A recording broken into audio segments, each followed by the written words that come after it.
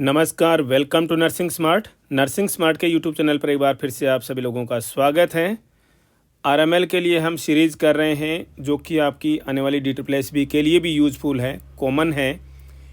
आज का ये सेशन करेंगे हम एक और बहुत इम्पोर्टेंट टॉपिक को लेकर के, और बहुत इम्पोर्टेंट क्वेश्चंस हैं, प्रीवियस एग्जाम्स में रिपीटेडली पूछे जा चुके हैं और बार बार पूछे जाते हैं, आज तक आउटडेट नहीं हुए हैं। तो चलिए बिना समय गंवाए शुरू करेंगे आज का ये सेशन। क्वेश्चन है, we are happy to blank space है the receipt of your letter number so and so dated so and so. यानी क्या कह रहा है एग्जामिनर, क्या कह रहा है? We are happy to the receipt of your letter number so and so. We are happy to admit, we are happy to accept, we are happy to acknowledge, we are happy to respond. हमेशा देखिए, जब भी कोई letter receive किया जाता है तो उसकी क्या होती है भाई? वो एक्नॉलेजमेंट उसकी दी जाती है। एक्नॉलेजमेंट दिमाग में रखिएगा। एक्नॉलेज यानी कि उसकी प्राप्ति रसीद का नाम आपने सुना होगा, प्राप्ति रसीद, पावती, जिसको एक्नॉलेजमेंट को जिसको बोलते हैं, हिंदी में बोलते हैं पावती। तो ये बहुत इंपॉर्टेंट क्वेश्चन है आपको एग्जाम्स के हिसाब से। We are happy to acknowledge, अगर आप ऑफिशियल लेटर्स की लैंग्वेज देखेंगे तो आपको ये रिपीटेडली ये चीज़ें वो देखने को मिल जाएंगी। और इसका सही आंसर क्या होगा? ब्लैंक स्पेस में क्या आएगा? एक्नॉलेज। क्लियर है? नेक्स्ट क्वेश्चन है, all jobs are respectable irrelevant of their nature, immaterial of their nature, irresponsible of their nature, irrespective of their nature। यानी कि सारी की सारी जॉब्स जो हैं वो क्या है? रिस्पेक्टेबल हैं। अब इनमें से एक वर्ड जो है वो यहाँ पर आना चाहिए, और वो क्या आएगा? इररिलेवेंट। इररिलेवेंट का मतलब क्या होता है भाई? अप्रासंगिक, यानी जिसका कोई यहाँ पर तुक नहीं है। ठीक है ना? उसके लिए हम बोलते हैं यार ये इररिलेवेंट क्वेश्चन है, ये इररिलेवेंट चीज़ है। यहाँ से ना हम बात क्या कर रहे हो और आप किस चीज़ की बात कर रहे हो, तो ये इसका कोई प्रसंग ही नहीं बन रहा है यहाँ पर, तो उसके लिए हम यूज करते हैं इररिलेवेंट।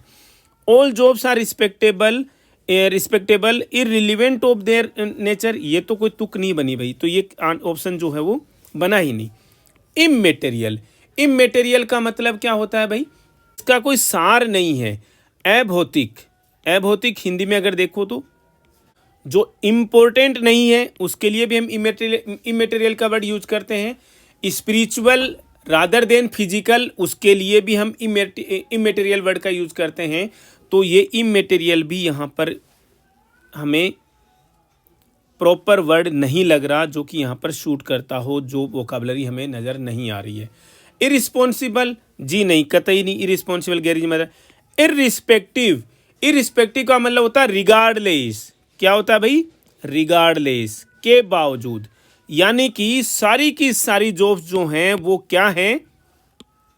सारी की सारी जॉब्स क्या हैं? रिस्पेक्टेबल हैं, इररिस्पेक्टिव ऑफ देयर नेचर, चाहे से वो नेचर में कैसी भी हैं। तो यहाँ पर ऑप्शन क्या आएगा correct? Irrespective of their nature. चाहे काम कोई भी है वो क्या है? रिस्पेक्टेबल है। ठीक ना? चाहे रिगार्डलेस, इसके बावजूद चाहे जो कुछ काम है, लेकिन वो सारे के सारे रिस्पेक्टेबल काम होते हैं। हम तभी बोलते हैं ना, कोई काम छोटा नहीं होता दुनिया में। नेक्स्ट क्वेश्चन देखिएगा, he was caught red handed and could not refute the charges, refuse the charges, rebuke the charges and revoke the charges. यहाँ पर इस क्वेश्चन में क्या आएगा? यानी कि रंगे हाथ पकड़ा गया and could not the charges, मतलब कि जो उसके चार्जेज, जो उसके ऊपर चार्जेज लगे थे, आरोप लगे थे, उनका खंडन नहीं कर पाया, उनको डिनाई नहीं कर पाया। ठीक है? रिफ्यूट का मतलब क्या होता है? डिनाई करना, खंडन करना। बहुत इंपॉर्टेंट वर्ड है भाई ये। डिस्प्रूव करना, यानी प्रूव की जगह क्या? डिस्प्रूव करना कि नहीं साहब ये मेरे खिलाफ में जो आरोप है वो गलत है जी। रंगे हाथ पकड़ लिया, उसके बाद में तो आप खंडन कर ही नहीं सकते भाई चीज़ों का। तो रिब्यूट वर्ड जो है, रिब्यूट, ये सारे के सारे वर्ड जो हैं वो रिफ्यूट के जो हैं सिनोनिम्स हैं। He was caught red handed, रंगे हाथ पकड़ा गया, and could not refute the charges. Refuse का मतलब क्या होता है? मना करना, जी नहीं। डिनाई तो आता तो करेक्ट हो जाता। रिब्यूक का मतलब क्या होता है? यानी कोई चीज़ को मतलब कड़ी फटकार लगाना, किसी के ऊपर कड़ी फटकार लगाना है। रिवोक का मतलब क्या होता है? हमने बार बार पहले ही बताया। एक तो जैसे मान लीजिए कोई सस्पेंड हो गया, तो उसको जब बहाल करते हैं तो उसके लिए रिवोक ऑर्डर आते हैं, ठीक है ना। मतलब कि कैसे होगा वो बहाल, पहले के ऑर्डर कैंसिल होंगे, यानी कैंसिल करना, कॉल इन करना, रिट्रैक्ट करना, रद्द करना, उसको बोलते हैं हम रिवोक। तो यहाँ पर ऑप्शन कौन सा करेक्ट होगा, refute. He was caught red handed and could not refute the charges, और जो चार्जेज लगे थे उसके ऊपर उनको मना नहीं कर पाया। नेक्स्ट क्वेश्चन देखिए, find suitable one word for speaking too much of one self. अपने आप के बारे में बहुत ज़्यादा बात करने वाले को क्या बोलते हैं, बात करने को क्या बोलते हैं भाई, ईगोइज्म बोलते हैं। अपने ही बारे में ज़्यादा बात करने को क्या बोलते हैं, ईगोइज्म बोलते हैं। एक्विवोकल किसको बोलते हैं भाई, फिर इन वर्ड्स के मीनिंग भी हमें पता होने चाहिए। हमने बार बार डिस्कस किया है कि हम सारे वर्ड्स के मीनिंग पता करेंगे, हमारी वोकैबुलरी उतनी ही ज़्यादा अच्छी होती चली जाएगी। इक्विवोकल का मतलब होता है द्विअर्थी, मतलब जिसके दो मीनिंग निकल रहे हो, और अकेले दो ही मीनिंग नहीं, अनेकार्थक, और जिनको वो भी डाउट में, जैसे होते नहीं अपन जो ड्वेल मीनिंग बातें करते हैं, ठीक है ना, संदिग्धार्थक, जो जिसके मतलब है ना जो डाउटफुल मीनिंग निकल रहे हो, उसको बोलते हैं एक्विवोकल। हाइपोक्राइट, हाइपोक्राइसी का नाम सुना होगा, पाखंड, पाखंडी, उसके लिए यूज करते हैं हिपोक्रेसी, हाइपोक्राइट का वर्ड यूज करते हैं। एनकोटिज्म का हमें कोई वर्ड नज़र नहीं आया, पता नहीं कैसे लिखा है। ईगोइज्म, यहाँ पर करेक्ट ऑप्शन है ईगोइज्म। जो जब इंसान अपने बारे में, खुद के बारे में ही बात करता रहता है तो उसे बोलते हैं ईगोइज्म। वन वर्ड ढूंढिए भाई इसके लिए भी, a person who hates women, मतलब महिलाओं से नफरत करने वाले, ईर्ष्या करने वाले व्यक्ति को क्या बोलते हैं। ये आज तक पता नहीं कितनी बार सैकड़ों एग्जाम्स में क्वेश्चन आ चुका है, और इसे हम बोलते हैं मिजोगाइनिस्ट। मिजोगाइनिस्ट जो महिलाओं से ईर्ष्या रखता हो, नफरत करता हो, हेट करता हो, ऐसे व्यक्ति को बोलेंगे मिजोगाइनिस्ट। मेजोकिस्ट किसको बोलते हैं, ये साइकोलॉजिकल डिसऑर्डर है जिसमें अपने आप को पेन में रख करके सेक्सुअल ग्रेटिफिकेशन फील करता है कोई इंसान, उसे बोलते हैं मेजोकिस्ट।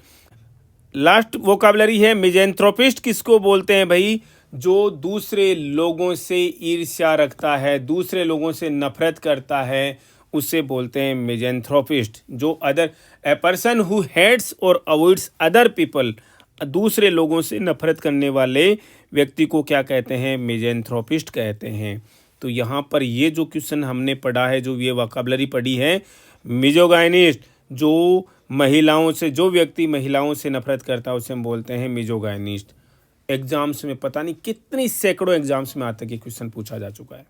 नेक्स्ट क्वेश्चन देखिए, property inherited from one's fathers to और एंसेस्टर्स, यानी कि अपने पिताजी से जो प्रॉपर्टी किसको, सन को मिली है, उसको क्या बोलते हैं।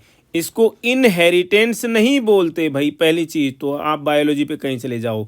इनहेरिटेंस वर्ड कहाँ पर यूज होता था, जो पेरेंट्स के कैरेक्टरिस्टिक्स जो हैं वो एक जनरेशन से दूसरी जनरेशन को जाते हैं तो उसको बोलते हैं इनहेरिटेंस। तो लेकिन प्रॉपर्टी जो इनहेरिट होती है उसको क्या बोलते हैं, उसको बोलते हैं पैट्रिमनी।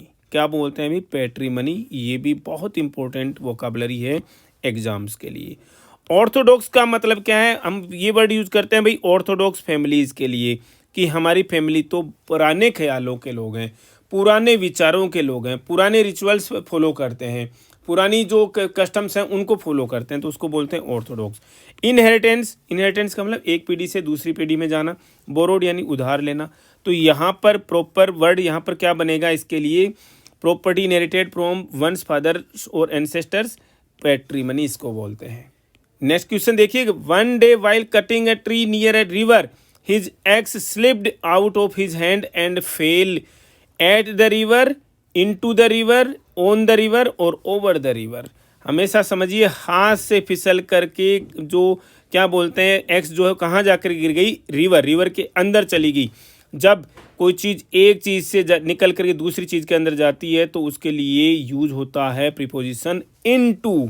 एट नहीं, नेवर, इनटू यस, ऑन किसी चीज़ के ऊपर जस्ट ऊपर रखी हो, ओवर यानी ऊपर हो लेकिन टच नहीं कर रही हो। तो यहाँ पर प्रॉपर वर्ड क्या आएगा, इसके लिए प्रॉपर प्रीपोजिशन क्या आएगी, इनटू। और ये बहुत इंपॉर्टेंट है भाई, जब कोई चीज़ एक, जैसे आप कमरे के अंदर एंटर करते हैं तो क्या होता है, you are entering into the room, ठीक है, एक जगह से दूसरी जगह के अंदर एंटर हो रहे हैं तो वहाँ पर यूज किया जाता है इनटू। नेक्स्ट क्वेश्चन देखिए, इंट्रोडक्टरी पार्ट और लाइंस टू ए डिस्कोर्स और प्ले इज कॉल्ड एज, यानी किसी प्ले के लिए जो इंट्रोडक्टरी लाइन आती है शुरू में या शुरू में, उसके लिए क्या वर्ड यूज होता है भाई? प्रोलोग। आपने नाम सुना होगा भाई, सुना क्या होगा, किसी भी बुक में देखते हो ना प्रस्तावना लिखी होती है, उसी को बोला जाता है क्या? प्रोलोग। तो मोनोलॉग क्या होता है? लंबी स्पीच को क्या बोलते हैं? लंबी स्पीच, किसी प्ले वगैरह से पहले जो लंबी स्पीच दी जाती है उसको हम बोल देते हैं मोनोलॉग। एपिलॉग किसको बोलते हैं? यानी कि जब बुक खत्म हो गई पूरी और बुक के लास्ट में कुछ कमेंट्स लिखे होते हैं कि भाई इस बुक के अंदर क्या दिया हुआ है, ठीक है ना, उसको बोलते हैं एपिलॉग। ब्लर्ब, ब्लर्ब भी कुछ मिलती जुलती ऐसी चीज है, किसी बुक के बारे में, किसी फिल्म के बारे में छोटा सा कुछ लिखा होना, लेकिन किस पर्पज से? उसके एडवर्टाइजमेंट के पर्पज से लिखा होना, उसके प्रमोशनल पर्पज से लिखना कि प्रमोशन करना है भैया हमें इसका ना, इस पर्पज से अगर कुछ लिखा होता है तो उसे हम ब्लर्ब कहते हैं। तो इंट्रोडक्टरी पार्ट और लाइंस टू अ डिस्कोर्स और प्ले इज कॉल्ड, इंट्रोडक्शन वाला पार्ट जो उसका कहलाता है, प्रस्तावना कहलाता है, प्रोलोग कहलाता है। नेक्स्ट क्वेश्चन देखिए, intentional damage to arrest prosecution is called as, जानबूझकर किसी को नुकसान पहुंचाना, उसको क्या बोला जाता है भाई? जानबूझकर नुकसान पहुंचाना, यानी कि किसी व्यक्ति की, जो आपका कॉम्पिटिटर है, उसकी प्रोग्रेस को सक्सेसफुल होने से रोकने के लिए, उसकी जीत से, मान लीजिए कोई कंपटीशन चल रहा है, compete कर रहे हो आप किसी, तो अपने कॉम्पिटिटर को रोकने के लिए जानबूझकर इंटेंशनली डैमेज पहुंचाना, किसी मशीनरी को डैमेज पहुंचाना, आपका बिजनेस में कोई है, एनिमी है कोई, या बिजनेस में कोई कॉम्पिटिटर है, उसको जानबूझ करके नुकसान पहुंचाने को क्या बोलते हैं? सबटेज बोलते हैं। Damage that is done on the purpose, कि भाई आप उस अपने दोस्त, अपने एनिमी को या अपने कॉम्पिटिटर को सक्सेस होने से रोक रहे हैं, उसे ही बोलते हैं हम सबटेज। तो इंटेंशनल डैमेज है, जानबूझ करके दोस्त की, सॉरी अपने दुश्मन की या फिर कोई कॉम्पिटिटर की प्रोग्रेस में अड़चन डालना, टांग अड़ाना, उसी को बोलते हैं सबटेज। यहाँ पर ये वर्ड निमेसिस का मतलब क्या होता है? निमेसिस का मतलब है ऐसी कोई पनिशमेंट, ये पनिशमेंट से रिलेटेड है, पनिशमेंट या फिर कोई हार से रिलेटेड, जो हार होनी है जो वो व्यक्ति डिजर्व करता है और उसके रोका भी नहीं जा सकता, यानी कोई पनिशमेंट और हार जो कि वो डिजर्व भी करता है और उससे रोक भी नहीं सकते, उससे बोलते हैं निमेसिस। सैंक्फ्रॉइड किसको बोला जाता है? सैंक्फ्रॉइड है कि आप बुरी से बुरी स्थिति में भी, कितनी भी डिफिकल्ट सिचुएशन में, अगर कोई व्यक्ति काम है, एकदम से शांत है, डेंजरस सिचुएशन में भी एकदम से कंपोज्ड है, तो उसे हम बोलते हैं सैंक्फ्रॉइड। मोडस ऑपरेंडी, ये वर्ड किस में यूज होता है? करप्शन जैसे वर्ड, करप्शन जैसी चीज़ों में, या फिर किस में? क्रिमिनल एक्टिविटीज़ में इसका वर्ड का यूज आपको मोडस ऑपरेंडी जो है, ये प्रॉपर इंग्लिश वर्ड नहीं है, दूसरी भाषा का शब्द है। मोडस ऑपरेंडी का वर्ड यूज होता है जो कि मतलब एक पर्टिकुलर वे होता है, कोई करप्शन कर रहा है तो कोई पर्टिकुलर वे होता है कि इसमें 4 व्यक्ति मिले हुए हैं, एक व्यक्ति ये काम कर रहा है, दूसरा इसे मिलकर ये काम कर रहा है, तीसरा इसको यहाँ पहुँचा रहा है, चौथा यहाँ पहुँचा रहा है, उसको बोलते हैं मोडस ऑपरेंडी। कोई क्रिमिनल ग्रुप बना हुआ है लोगों का, वो जो जिस तरीके की एक्टिविटी जिस तरीके से करते हैं पर्टिकुलर तरीके से, उसे ही बोला जाता है मोडस ऑपरेंडी। तो यहाँ पर जो क्वेश्चन था वो क्या था? Intentional damage to arrest prosecution is called as, यानी इंटेंशनली किसी की प्रोग्रेस को रोकने के लिए, सक्सेस को रोकने के लिए, कॉम्पिटिशन में आप नुकसान पहुंचा रहे हो इंटेंशनली, जानबूझ करके, उसी को बोला जाता है क्या? सबटेज। और ये बहुत इंपॉर्टेंट वोकैबुलरी है। नेक्स्ट क्वेश्चन देखिएगा, handsome man is called as, a very handsome and attractive young man is called as Adonis. Very handsome and attractive young man, उसको क्या बोलते हैं भाई? एडोनिस। टाइकून किसको बोलते हैं? आप नाम सुनते हो भाई न्यूज़ वगैरह में, पेपर्स में, बिजनेस टाइकून, यानी जो व्यक्ति किसी बिजनेस में या इंडस्ट्री में बहुत ज़्यादा सक्सेसफुल रहा है, उसको बोला जाता है टाइकून। डेबनेर किसको बोलते हैं? ये भी किसी मतलब व्यक्ति के लिए यूज किया जाने वाला शब्द है। कोई स्टाइलिश व्यक्ति है, स्टाइलिश, बहुत ज़्यादा कॉन्फिडेंट, बहुत ज़्यादा चार्मिंग, ठीक है, ऐसे व्यक्ति के लिए यूज किया जाता है डेबनेर वर्ड। और एक वर्ड है लास्ट में क्या? कैवलियर। कैवलियर का मतलब क्या होता है? Brave and courteous gentleman. ठीक है, तो ये बहुत ही इंपॉर्टेंट वोकाबलरीज हैं। एडोनिस, ये बहुत रिपीटेडली एग्जाम से क्वेश्चन पूछा जा चुका है। एडोनिस का मतलब होता है वेरी हैंडसम अट्रैक्टिव मैन को एडोनिस बोलते हैं। टाइकून, बिजनेस टाइकून, इंडस्ट्रियलिस्ट, उनको टाइकून वर्ड यूज होता है। डेबनेर का मतलब क्या होता है, जो स्टाइलिश है, कॉन्फिडेंट है, चार्मिंग है, ऐसे पर्सन को क्या बोला जाता है, डेबनेर बोला जाता है। और cavalier, brave and courteous gentleman को क्या बोलते हैं, कैवलियर बोलते हैं। A cinema show held during afternoon is called as. 19 के बच्चे, अर्ली 2000 के बच्चे जानते हैं कि जो दोपहर के बाद का जो शो है, शो का मतलब सिनेमा से मतलब ही नहीं है, ऐसे भी कोई प्ले हो रहा है उसको बोलते थे मैटिनी शो। अखबारों में तो लिखा हुआ आता था भाई, है ना। तो आज के लिए आप आज की जनरेशन के लिए ये वर्ड जो है वो नया है।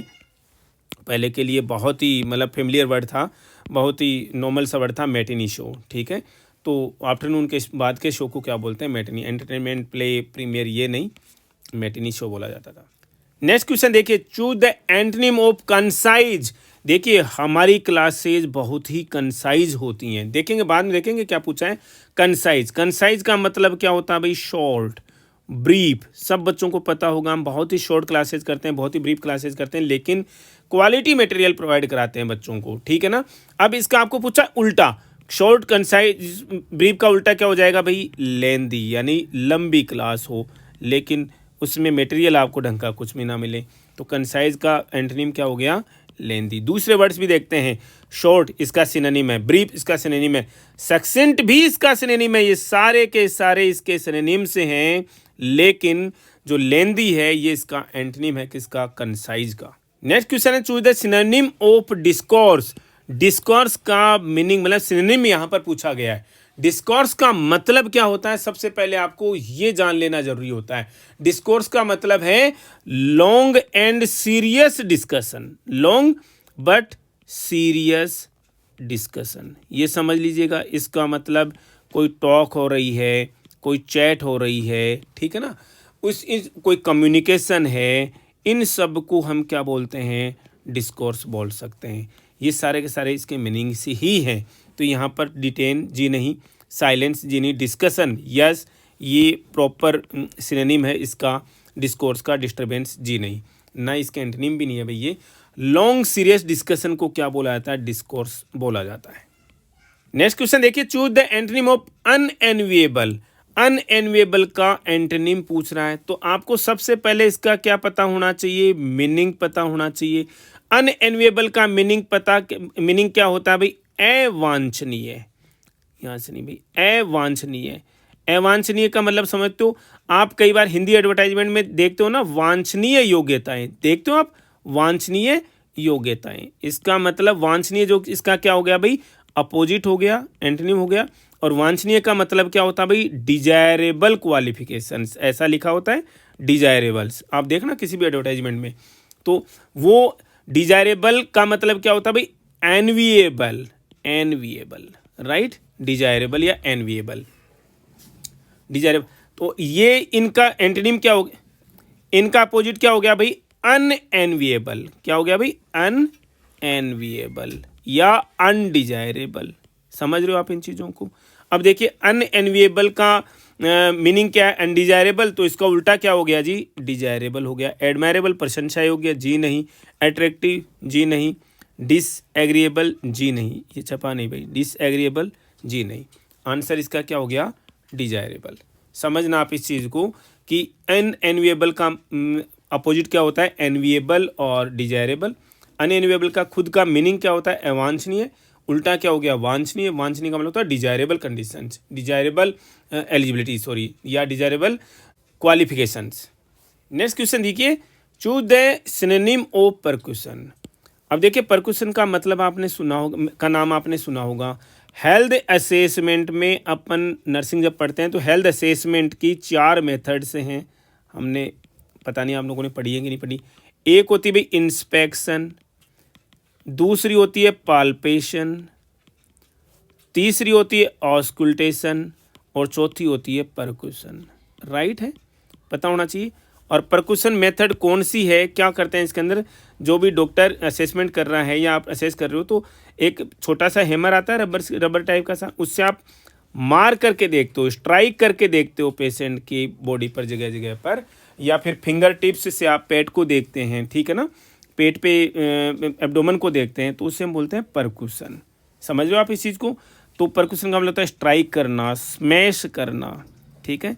परकुशन का सिनोनिम ही पूछा है, स्मैश। प्रोक्योर का मतलब क्या होता है, गवर्नमेंट एजेंसी जो है वो जो सामान खरीदते परचेज करती हैं उसको बोलते हैं प्रोक्योर करना। प्रोवोक का मतलब होता है भड़काना।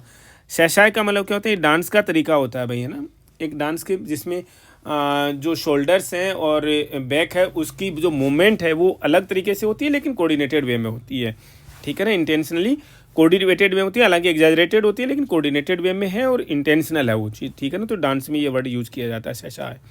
तो यहाँ पर ये क्वेश्चन भी आपको बहुत इंपॉर्टेंट और पता होना चाहिए। आज के इस सेशन में इतना ही, मिलेंगे वेरी नेक्स्ट अपडेट के साथ, तब तक के लिए धन्यवाद।